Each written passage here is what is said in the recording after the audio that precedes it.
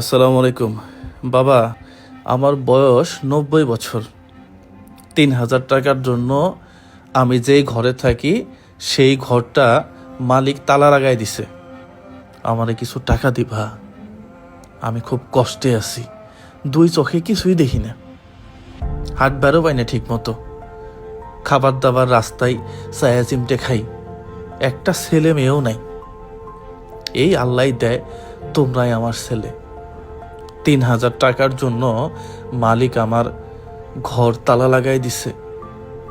আমি এখন রাস্তায় রাস্তায় ঘুরতেছি রে বাবা।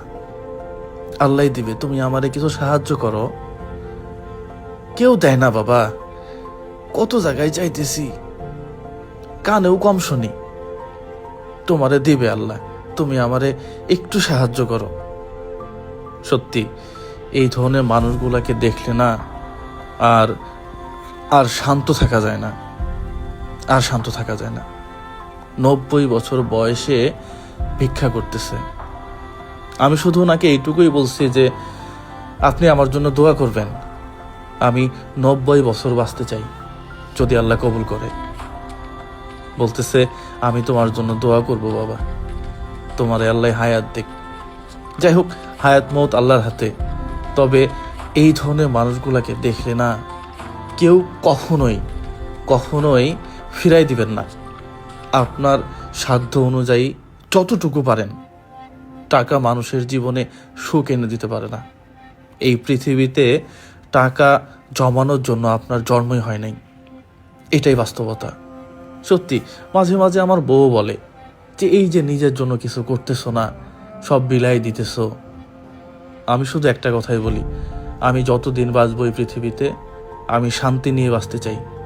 এই জায়গাতে আমি অনেক বেশি শান্তি পাই, অনেক বেশি শান্তি পাই। আমি আমার মেয়ের জন্য কাপড় কিনে, আমার জন্য কাপড় কিনে, আমার ফ্যামিলি মেম্বারদের জন্য কাপড় চোপড় কিনে যে আনন্দ পাই, ঠিক সেই আনন্দটা আমি এখানে খুঁজে পাই। এখানে 1,000 টাকা আছে, উনি আত্মহারা। আমার কাছে কেন জানি মনে হচ্ছে ওনার ঘর ভাড়াটা অন্তত দিয়ে দিতে পারলে খুব ভালো হয়, খুব ভালো হয়। এই নেন, এখানে আরো 1,000 আছে।